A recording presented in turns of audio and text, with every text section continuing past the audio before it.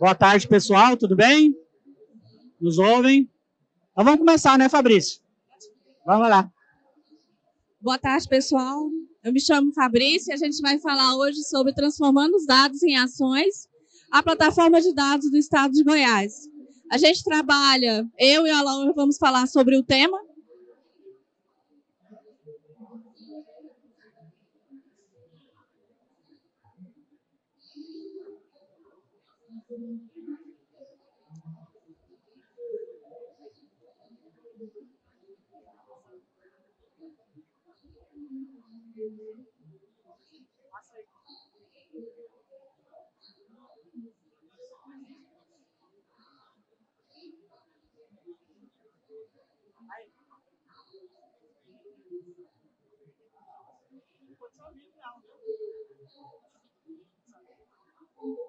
Só um minutinho, pessoal. Problemas técnicos.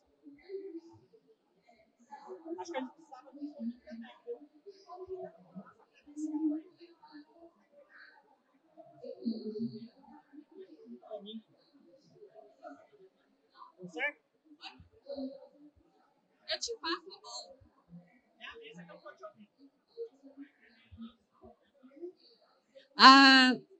Depois dos problemas superados, a gente começa com a nossa apresentação. Eu passo a bola para o Alaor para ele fazer a sua apresentação.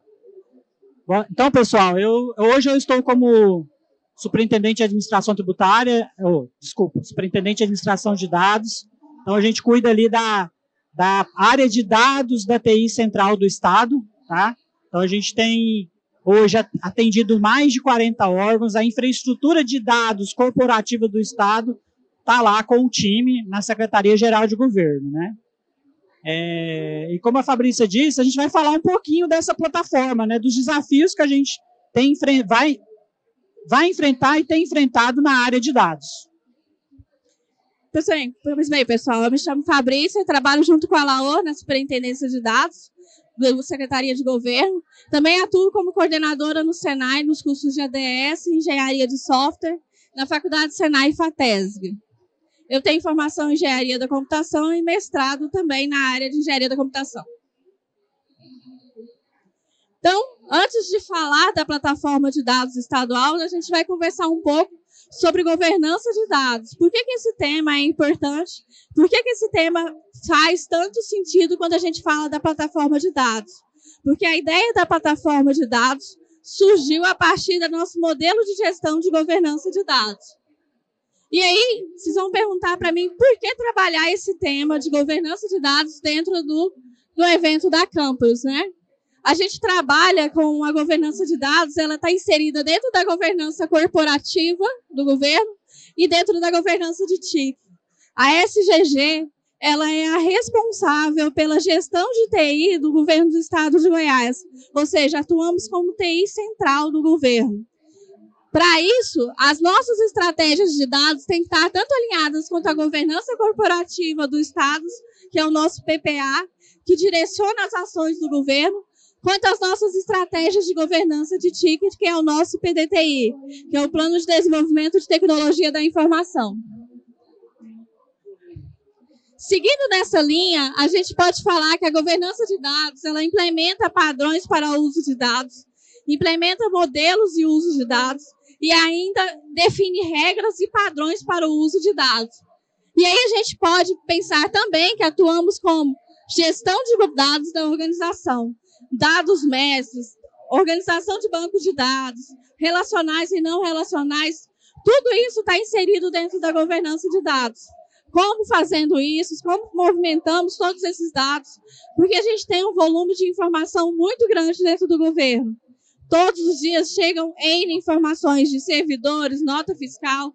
Todas essas informações são armazenadas no nosso data center. E estabelecer os papéis dos usuários. O que é isso? Estabelecer os papéis. Estabelecer quem são os agentes dessa governança de dados. Porque no passado, a governança de dados era definida somente pela TI. Hoje isso mudou. A governança de dados, ela tem o gestor do dado, que é aquele indivíduo da área de negócio que atua como o conhecedor do negócio, que sabe o que informação é importante para o negócio. E isso ajuda a ele compreender O que é que a gente faz com o sistema? Quais as informações são relevantes? A temporalidade desses dados podem ser guardados. E aí a gente tem a TI como custodiante dos dados. Nós, quanto SGG, atuamos na maioria dos sistemas do Estado como custodiantes, aqueles que guardam os dados.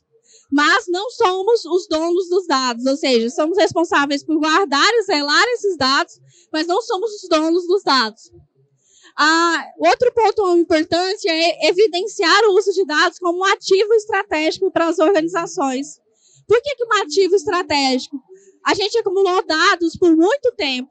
Durante esse tempo, a gente acumulou muitas informações que podem ser usadas como análises, como base para IAs, ou até como análise de dashboards para prever o futuro, a informação que a gente pode prever e trazer novos insights, novas visões que até então a gente não tinha como dados.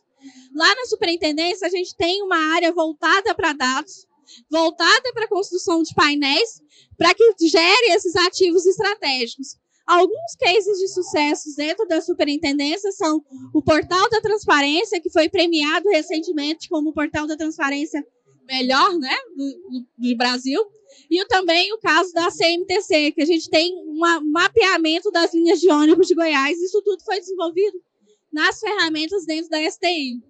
E aí implementar também a gestão de risco no compartilhamento dos dados é um tema que o governo federal tem trabalhado bastante.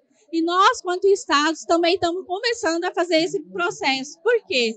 A gente tem a dificuldade que toda vez que o cidadão vai a um ponto de atendimento, ele tem que entregar todas as suas informações novamente. A ideia do governo federal é que a gente crie um cadastro único do cidadão, que esteja atrelado ao GovBR, e que ao chegar num atendimento, seja município, estados ou União, você tenha um cadastro único, onde reduza essa necessidade de reapresentação de documentos. Então, a nossa ideia, pensando nesse compartilhamento de dados, é que tanto o servidor quanto o cidadão que procure, por exemplo, a unidade do VaptVupt, ele tenha suas informações integradas e não seja necessário reapresentar todos os documentos, por exemplo, para tirar uma CNH, para acessar os dados na Saneago, entre outras coisas. E aí define critério para garantir as qualidades dos dados. O que é um dado de qualidade? É um dado que não está corrompido, é um dado que a gente tem a informação e é um dado que é acessível e que é confiável a informação que está contida nele. Pensando nessa evolução das informações, a gente pode pensar que os dados ele tem uma cadeia de evolução, que a gente chama de dados. É a informação sem nenhum significado. Como, por exemplo, eu posso pegar o número 38. 38 pode ser a temperatura, pode ser o tamanho de uma caixa, pode ser qualquer informação. Quando eu falo de metadados, eu dou um sentido para esse dado. Se eu pensar que 38 é temperatura, eu vou dizer que o metadado me diz que isso é em graus, a unidade de medida dele. Quando isso passa para o campo da informação, eu já entendo que 38 graus é a temperatura de um indivíduo que eu aferi através de um termômetro. Depois, quando eu falo que isso é um conhecimento, eu posso dizer que o indivíduo tem uma temperatura normal. E a sabedoria me diz que eu não preciso dar nenhuma indicação para febre para um indivíduo que tem 38 graus de temperatura. Pensando nesse conjunto, né, a gente pode dizer que dados e metadados estão juntos. Quando eu tenho um significado e uma estrutura, isso transforma-se em uma informação. Quando eu tenho uma aplicação mais uma abstração, isso gera conhecimento. Quando eu tenho competência e uma experiência, isso se torna uma sabedoria. Certo disso, a gente pode falar que a vantagem da implementação da governança de dados, dentre elas, né, eu vou falar só algumas, né, eu posso fomentar a inovação com o uso de IA através dos dados que já estão nos meus bancos de dados. Eu posso compartilhar a infraestrutura, uma base de dados mais segura, simplificar a oferta de serviços públicos, como eu falei para vocês, o caso do cadastro base do cidadão, ampliar a transparência das informações, tanto do governo quanto das empresas. O cruzamento de dados, eu posso fazer compartilhamento de dados e cruzar se aquelas informações são válidas. Hoje a gente tem, por exemplo, a base da Receita Federal, que a gente faz o cruzamento de dados com o nosso cadastro base. os dados oriundos da Receita, a gente consegue cruzar com os dados que são cadastrados no nosso cadastro base da Carteira Nacional de Habilitação e da Carteira Nacional de Identidade. A redução dos riscos quanto às fraudes, melhoria da tomada de decisão, esse é um ponto muito importante. A gente usou dados, por exemplo, para saber onde tinham mães vulneráveis, dados dos endereços do CAD único, a gente conseguiu traçar um projeto do LIGO, a posição da melhor escola que atenderia um conjunto maior de mães, dentro do Mães de Goiás. Então, esse foi um dos usos de dados de forma bem eficaz. E quando eu não faço isso, né, o que eu posso minimizar quando eu coloco a governança de dados, né? Eu minimizo a disponibilidade de dados, ou seja, o quanto eu vou ficar fora sem as informações. A gente sabe, até pelas notícias de jornais, que quando um banco, uma Big Tech sai do ar, isso causa bastante transtorno. A baixa qualidade dos dados, ou seja, eu tenho dados, mas eu não consigo confiar nas informações que estão lá nos meus bancos. E a gestão da infraestrutura. E a baixa conformidade, em especial, com a LGPD. Passando essa parte rapidinho, a gente vai entender um pouco como que a governança funciona, e aí a gente vai falar um pouco sobre a plataforma de dados.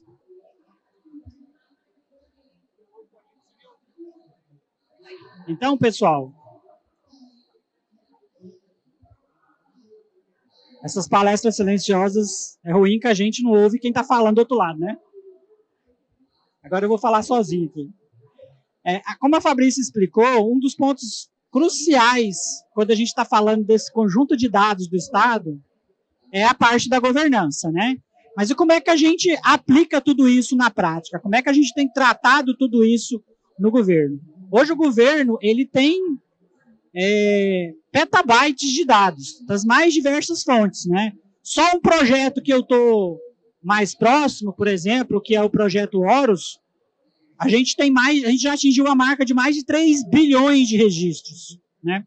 O nosso SEI, que é o nosso sistema de processos eletrônicos, né, é um case nacional. A gente tem uma única instância do SEI para todos os órgãos do Estado. Normalmente, cada órgão tem uma instância do SEI. Aqui em Goiás, não. A gente tem um SEI para todos os órgãos, né? Então, a gente tem um dos maiores volumes de processos gerados e dados. Esses dados são gerados todo dia, né? Com a plataforma de dados, nós, nessa gestão agora, de 2023, 2022 para cá, nós partimos para uma pegada de democratizar o acesso a dados. Como é que eu crio governança, onde cada órgão tem o seu silo de dados? Como é que eu trago eles para entrarem numa plataforma que é governável, de modo que eles consigam ter autonomia, né? Então, toda a plataforma de dados do Estado, ela está sendo construída com esse pensamento. Eu tenho um único guarda-chuva de governança, e aí a gente tem instrumentos de governança sendo elaborados. Em breve nós teremos um comitê de dados multissecretarial para cuidar desse debate, né? Mas a governança vale para todos, né? A infraestrutura vale para todos, né? No momento que o dado entra na infraestrutura, tudo que eu preciso fazer com o dado tem que ser dentro da infraestrutura. Se eu permito que esse dado saia, eu perco governança. Se eu permito que esse dado vá para um e-mail, se eu permito que esse dado trafegue por um pendrive, aí eu perdi a governança desse negócio. Então, qual que é a ideia? Padronizar uma plataforma de infraestrutura e de ferramental para não limitar a ação dos órgãos, né?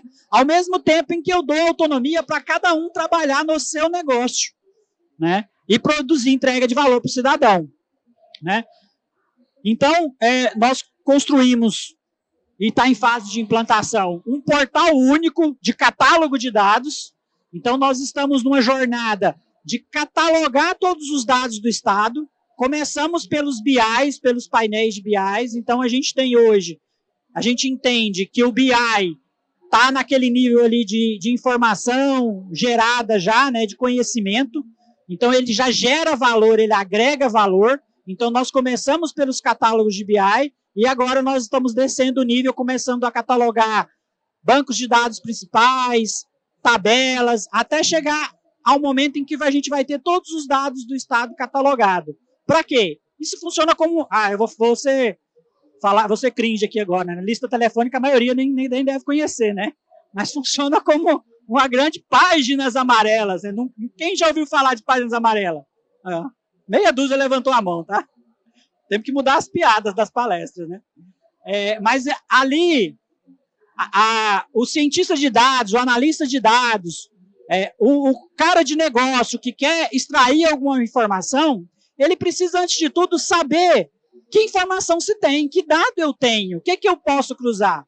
E como é que eu chego nessa informação? Através de um catálogo. Se não, fica muito bate-papo de corredor, eu tenho que conhecer alguém que já trabalhou, opa, tenho esse dado. Esse discover, né, essa descoberta de dados, ela se torna muito ruim. Então, o catálogo é um dos primeiros passos para a gente conseguir democratizar o uso de dados. Vamos catalogar tudo? Não.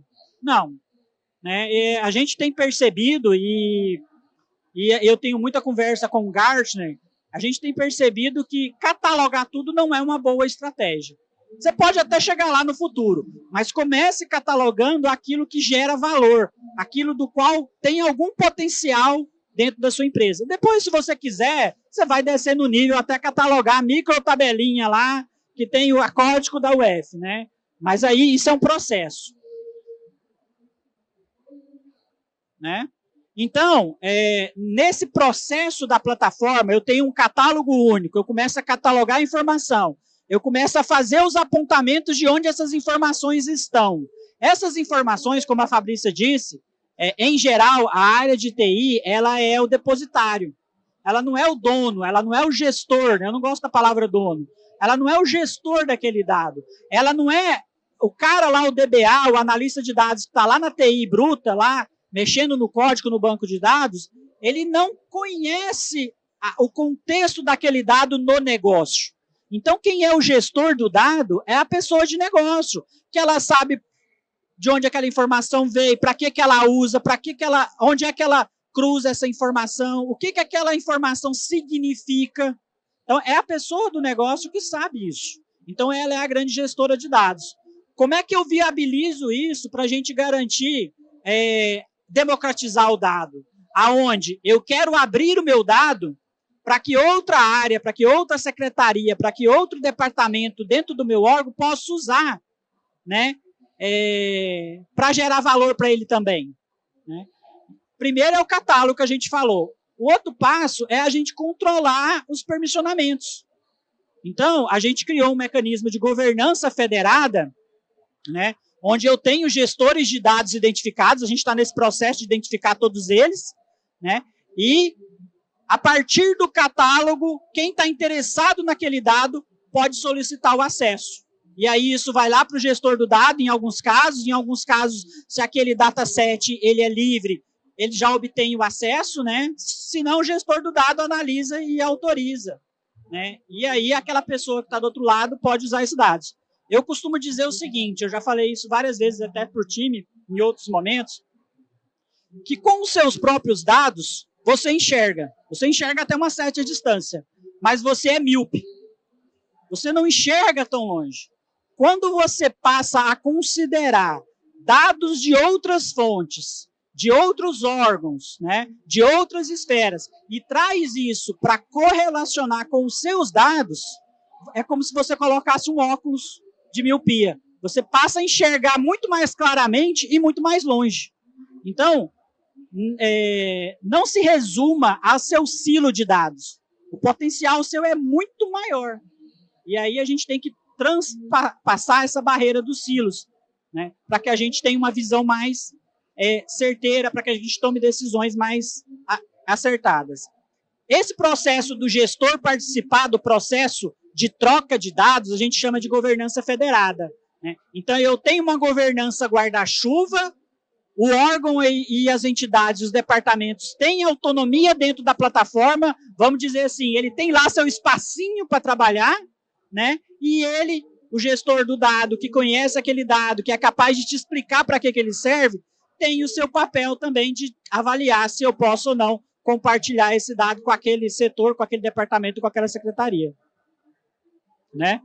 Aqui está o nosso portal, é um produto que a gente lançou recentemente. Nós tomamos de Big Data estadual, né? Então aqui vocês veem a parte do catálogo. Então nós estamos nesse processo que não é fácil, de catalogar todos os dados. E aí eu estou falando ali de APIs, eu estou falando de dataset de banco de dados mesmo, né?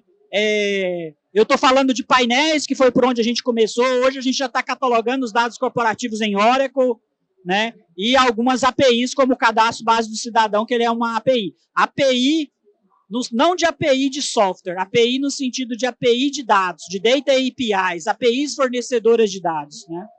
Isso tudo entra no catálogo, né? A gente já tá passando ali de... Aqui não tem um número, mas já temos mais de 200 itens catalogados, né?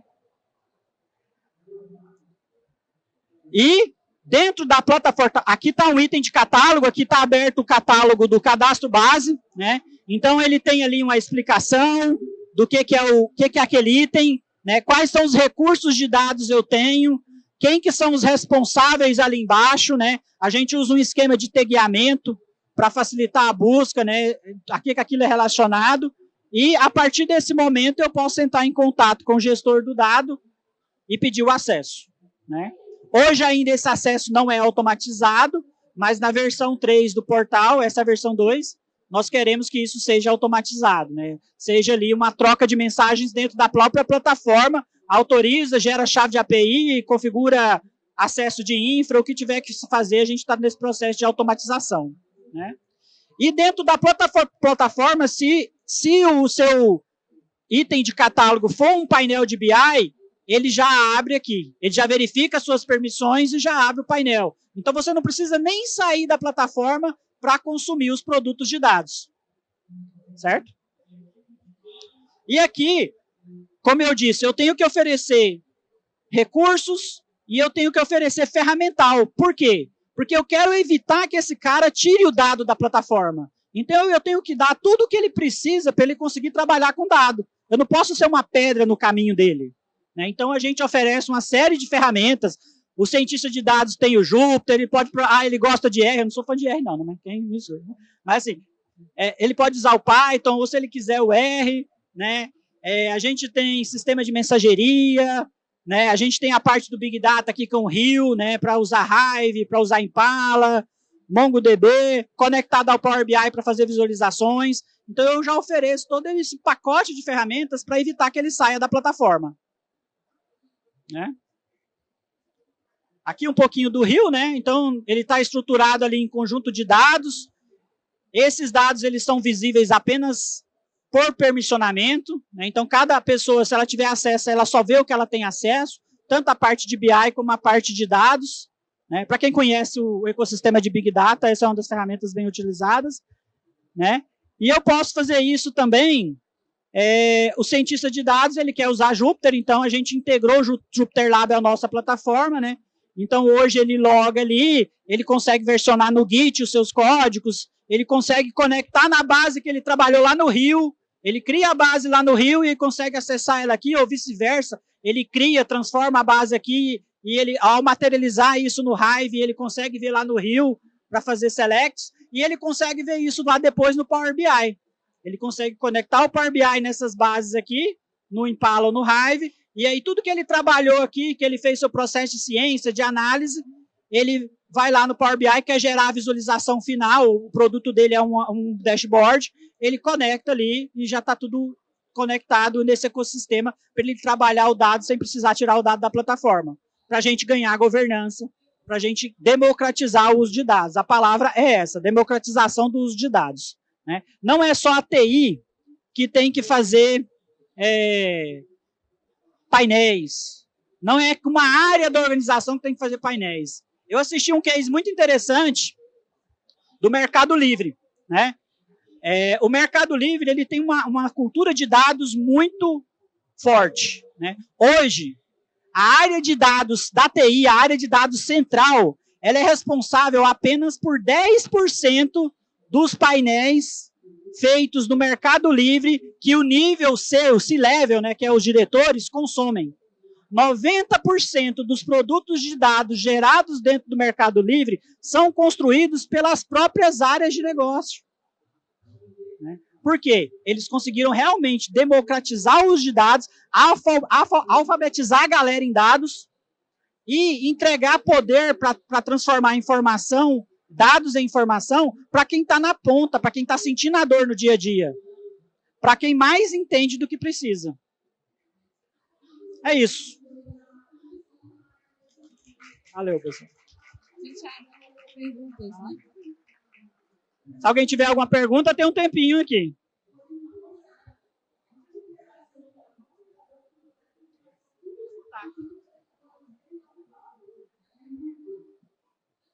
Oi, alô, tá me ouvindo? Muito prazer em conhecer vocês dois. Eu sou lá do Mato Grosso, estou trabalhando como estagiária lá na empresa pública de tecnologia da informação lá. E eu queria perguntar para vocês se esse projeto basicamente é unificar todos os serviços que o estado de Goiás oferece. Tipo, a secretaria, o Detran, ele oferece o serviço de CNH. Então, vocês vão meio que unificar todos esses serviços digitalmente? Essa é a proposta de vocês? É isso que eu queria entender melhor. A gente já tem a plataforma Expresso, que já une 110 serviços, estou certa nela, Laura? Que unifica e o cidadão acessa pelo Gov.br, e ele acessa tanto os serviços do Detran quanto os serviços de outras secretarias pela plataforma do Expresso. E aí lá ele consegue fazer agendamento presencial. Por exemplo, busca de remédios de alto custo, ele consegue fazer pelo Expresso. Consultar estados do paciente que está internado, também consigo fazer pelo Expresso. Então, a ideia nossa, quanto Estado, é que todos os serviços das secretarias converjam para o Expresso. Esse é o esforço, tanto que a gente teve como primeiro lugar em digitalização no Brasil, no ranking da BEPTIC, pelo esforço que a gente fez. A gente saiu de, talvez o Alô possa falar, acho que 10º.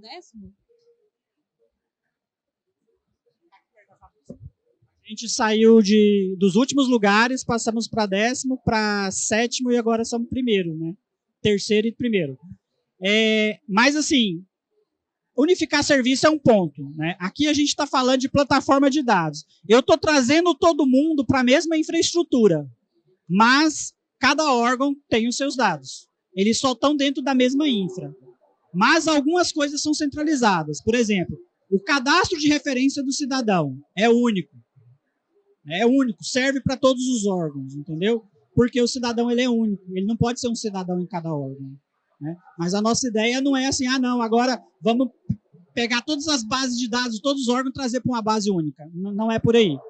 A gente acredita que não é esse o caminho. Mas todo mundo sobre o mesmo guarda-chuva de governança. Né? Bom, primeiramente eu queria parabenizar pelo evento. E eu tenho uma pergunta. Tá conseguindo me ouvir? Tá? Existe o dado, né, que para ele ser alterado precisa de uma certa permissão.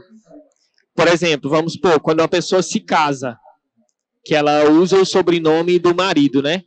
Uma mulher vai lá, se casa, usa o sobrenome do marido. Aí ela vai usar o sobrenome do marido no nome dela. Tá ouvindo, não? Tá ouvindo? Aí depois que essa pessoa se separar, ela tira o sobrenome dela, que era do marido, do nome dela. Só que aí existe um problema. Se durante o casamento a pessoa teve filhos, os filhos vão ter a identidade com o nome antigo da mãe. Você está entendendo o que eu estou querendo dizer? Por exemplo, a pessoa vai lá, casa, usa o sobrenome da outra e tem filho. Aí, na identidade do filho... Aqui, ó. Vou explicar. A pessoa vai lá, casa, aí ela usa o sobrenome do marido, ela vai lá e tem filho. Beleza. Aí, na identidade do filho, vai ter o nome de casamento da mãe. Só que se a mãe separar e depois tirar o sobrenome do pai do nome, a mãe vai ter outra identidade. Mas a identidade do filho vai ter o nome antigo da mãe. E isso pode causar divergências dentro do Estado, quando o filho for fazer um cadastro, uma documentação, que já, inclusive, é um tipo de situação que acontece bastante. Aí eu gostaria de saber quem que a pessoa deve recorrer para poder solucionar isso.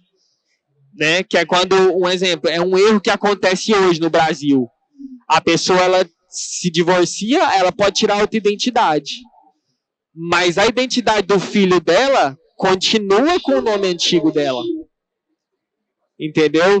E até hoje não teve um órgão que falou que isso é errado, que bateu em cima, que... Você entendeu? Entendi. Hoje existe um registro chamado CIRC, que junta todos os dados cartoriais. Esse registro ele é alinhado com a Receita Federal. Entendeu? Todos os cartórios mandam informação para esse CIRC. Então, quando ela se casa, o cartório obrigatoriamente atualiza essa base de dados que é alinhada com o INSS. E essa base do INSS é alinhada com a Receita Federal. A nossa base de dados também é alinhada com os dados da Receita Federal. Entendeu? A questão do filho ter o nome ou manter o nome, isso a gente vai ter que fazer um novo documento para atualizar essa informação. Entendeu? Por quê? Enquanto eu não vou no cartório e atualizo o certidão de nascimento dele ou certidão de casamento, essa informação não passa para o sistema. Por quê? Quando eu separo, não obrigatoriamente, os registros dos meus filhos são modificados. Fica a foto daquele instante.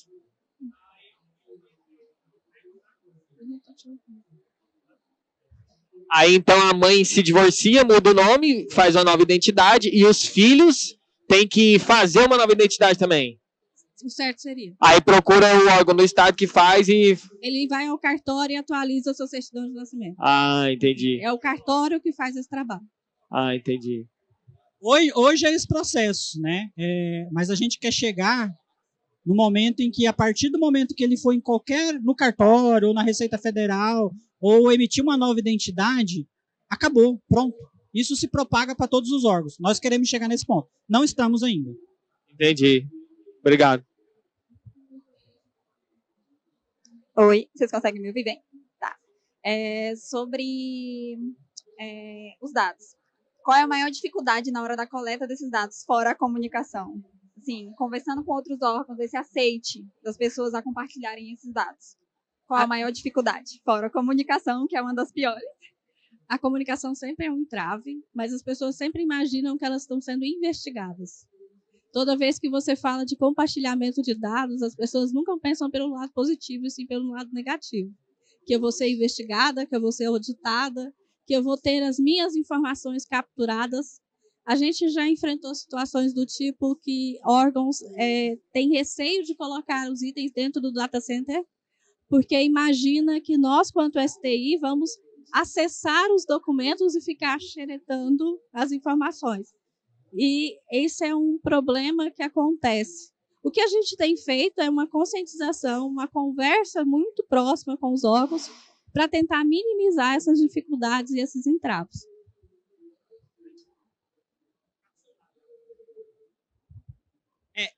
Esse é o maior desafio, né? A área de dados, há muito essa questão do meu dado, né? E infelizmente, é como a Fabrícia falou, é conscientizar mesmo. A gente tem feito um trabalho que, assim, poxa, é o dado do Estado para o Estado em prol do cidadão. Eu não estou falando aqui de portal de transparência, eu não estou falando de botar dado público, né? Eu estou falando do cidadão não ter que ir na Secretaria da Fazenda, emitir uma certidão negativa, na Secretaria da Economia, emitir uma certidão negativa para levar, sei lá, no Detran. Entendeu? São dois órgãos do mesmo Estado. O cidadão não tem que caminhar. Quem tem que caminhar é o dado. E só para completar rapidinho, com relação a isso, como que vocês estão respaldados legalmente? O que o Estado faz legalmente que protege essa necessidade de dados dos outros órgãos? Hoje a gente tem um arcabouço legal que ele está sendo melhorado, mas a gente tem um arcabouço legal de um projeto chamado SEIC, né? Então, hoje existe um embasamento legal. O SEIC é o quê? É o Sistema de Informações Cidadã.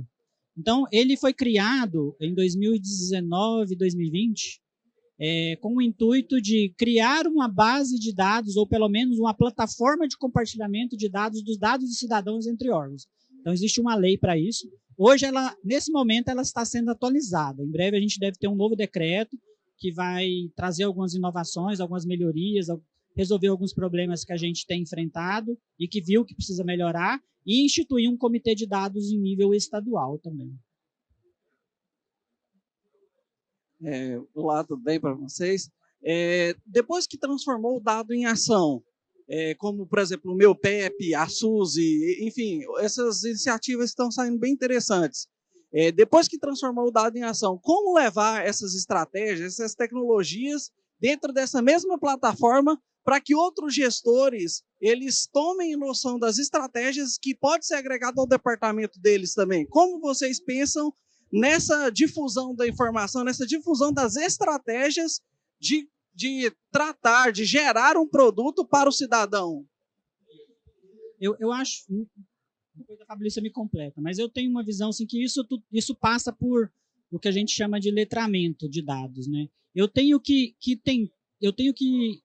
convencer o gestor, o tomador de decisão, de que dado é bom para ele, né?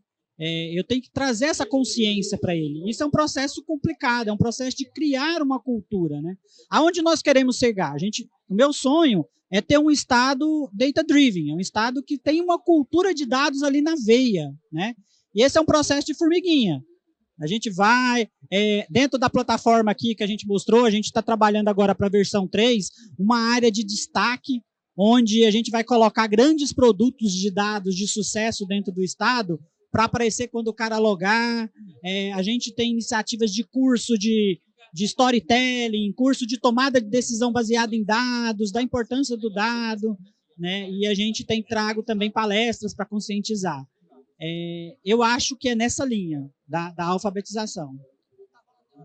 Acabou. Pessoal, nosso tempo esgotou. Obrigado.